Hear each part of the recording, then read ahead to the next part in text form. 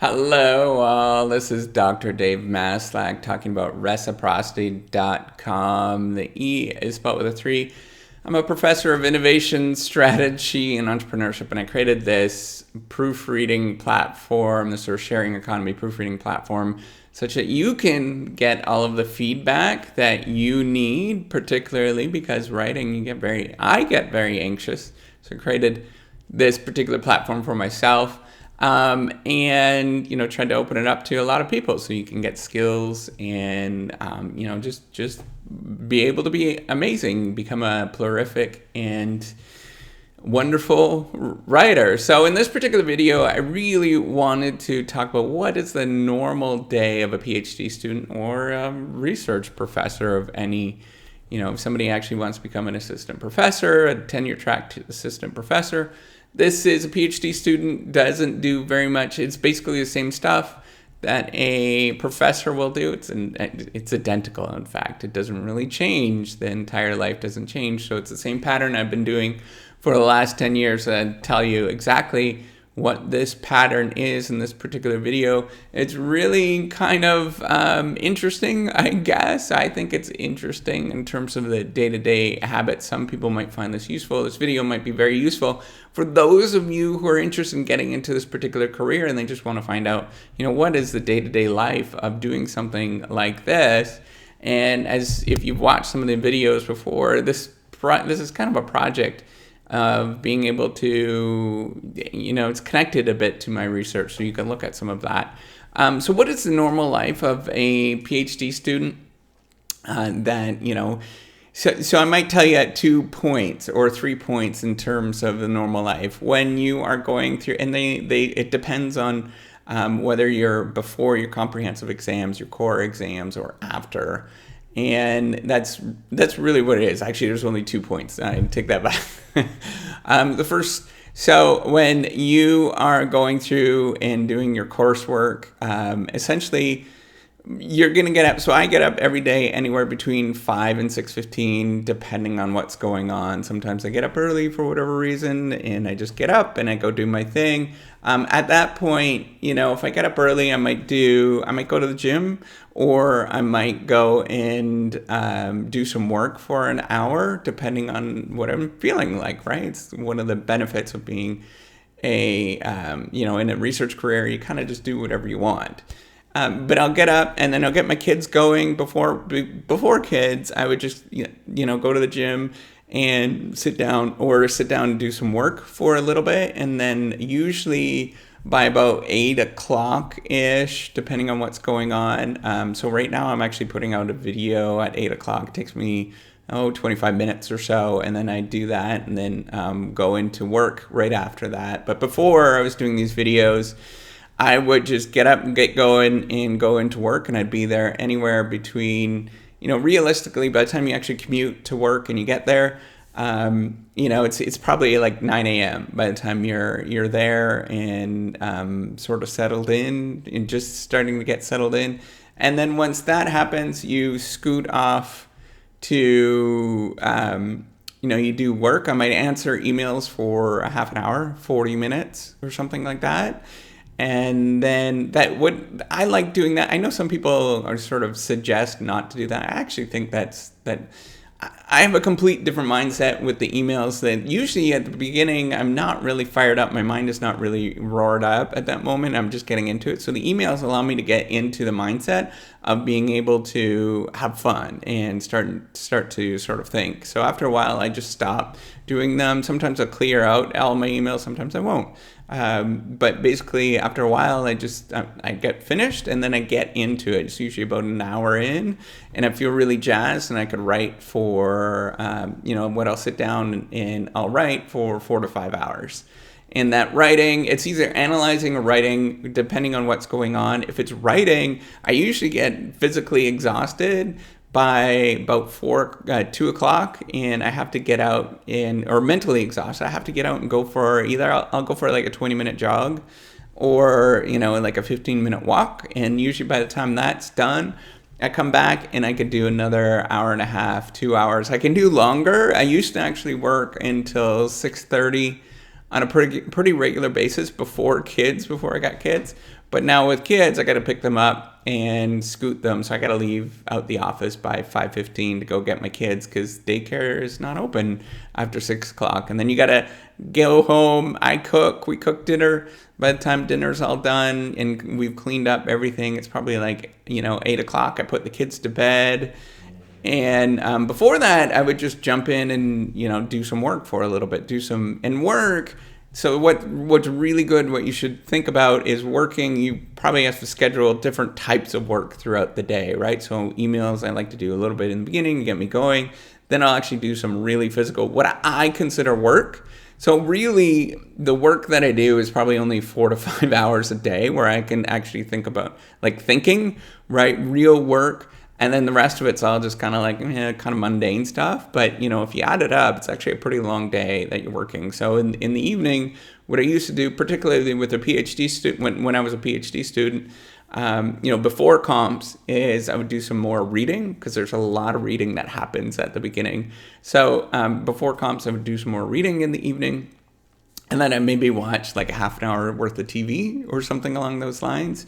And then go to bed. So by the time you're actually into bed, you're looking at 10:30, and then you got to get up and do that all over again. Now, the interesting thing is, some people suggest. So here's the thing. It's really different for everybody. The experience is completely different for everybody. Some people will do a lot more socializing during the day. I really don't, for the most part. I try to minimize that, even though I just do a couple of greetings and stuff like that, 5-minute greetings and whatnot. Every once in a while, I might chat more than that. But, I don't go out for beers and stuff like that. Some people do that during graduate school, and that means that you have to going to work later, or you're going to have to work sort of longer hours and stuff like that. So that's what you have to look out for is these particular, those things kind of suck up a lot of time. And so I try to actually condense things as much as I possibly can and focus on doing those. Now, when you're reading and writing that sort of part of it throughout the day, then I'm trying to condense that work and do as much sort of thinking as possible and, try to minimize distractions as much as you can. This day and age is getting really difficult with sort of interconnected internet and all that kind of stuff. It's getting harder. What I would do as a PhD student, I used to go to the library and find a location that actually didn't have any internet or possibility to get internet, so I wasn't as distracted. I could write a lot more. At that point, I was writing, I was probably getting about 10 to 12 pages a day, if not more.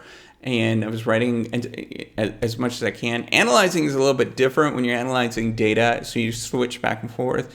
That tends to be really slow, but it's really exciting. So you get really wrapped into things, and it's very all-inclusive. And days can go by I feel like it go by really fast.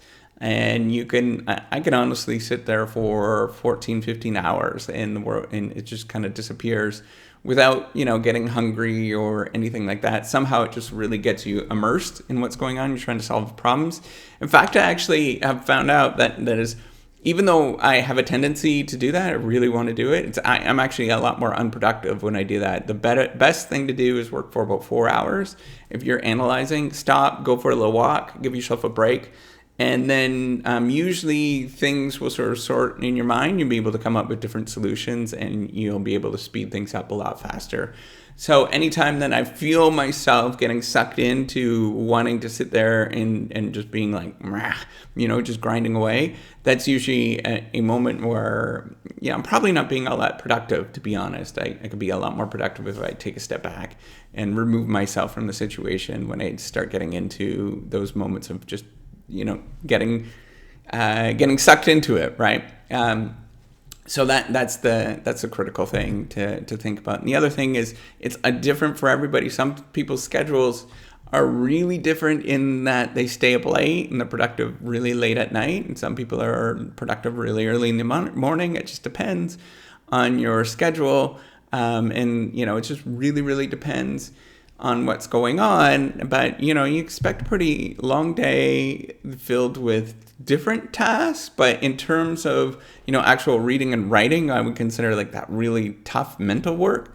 You're probably only looking at 5 to 8 hours max a day of that really tough mental work. The rest of it's going to be lots of reading. There is lots of sort of busy work. I would consider busy work, to some degree, small amount of emails, not a lot, but as well as maybe doing some sort of grunt analyzing, maybe collecting some data, just kind of really busy work like that, or maybe doing an administrative tasks that don't necessarily matter. Those are sort of filled in around that. And I don't really count that as work because it doesn't feel like work when you're doing it. I mean, some people would classify that as, real work, but it really doesn't feel like it when you're doing it. And then on the weekends, your day is, it's a mishmash between sort of life, because you need life on the weekends, as well as sort of filling in time to do work. So you might, in general, you might be, some people might say that they can work, the normal time throughout the weekends. Personally, I don't believe that actually happens. If you actually do have, if you're living, you have to go get groceries and things like that, right? Or do laundry and things like that, which are usually left to the weekend for us. And, you might put in a couple of hours, maybe a real short half day on either day, on the Saturday or Sunday of whatever it is, writing or reading. And I usually try not to leave a lot of strong real thinking work for that, because there's a lot of distractions that goes on. So I might do like kind of really minor things like emails and reading and things like that are cognitively, they're less load in terms of thinking through things and stuff compared to writing and analyzing. So that's it. That's the day, right? And it's a long day. If you count it all up, probably realistically, if you were to count every hour and bill every hour and every moment, you're probably looking at like 70, 75 hours a week.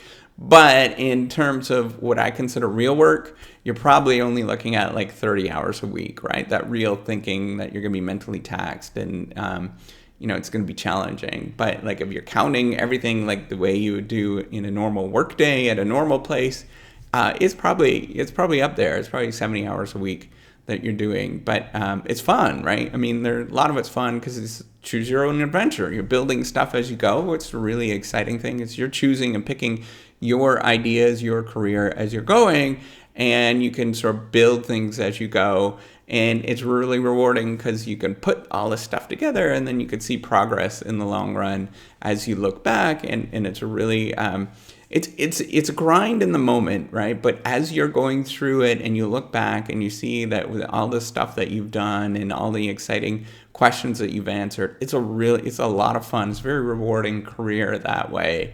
It's very entrepreneurial when you're looking at that. Just like, doing these YouTube videos, right?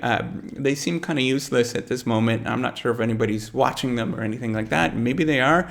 And I'm happy that if anybody's getting stuff out of it, if they are and watching it all the way through. But at the same time, so that's the whole grind when you're going through the whole process. It's a real grind putting them out. But once you're out, you're like, hey, it's kind of fun. It's rewarding. Maybe it's helping people. Maybe it's not.